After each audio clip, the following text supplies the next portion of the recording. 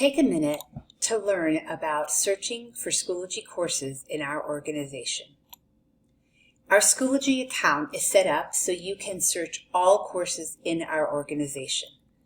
Tap on Courses, My Courses.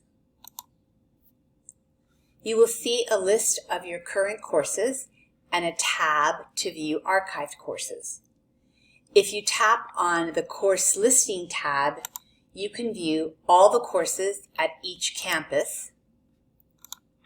You can also click here to hide archived courses and just view current courses. The fastest way to locate a specific course is to use the search panel here. Start by entering the least amount of information, like the course name or the instructor last name.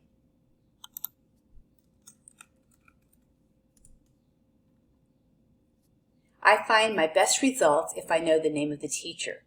If your resulting list is too long, add a few additional bits of information to narrow your results. Notice that the default is to display current sections only. To display archived courses, click to uncheck that little box and then add a grading period, such as Fall 2021.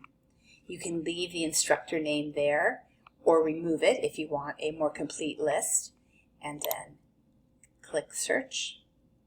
And this will display only the courses within that grading period and whatever other search criteria you have entered.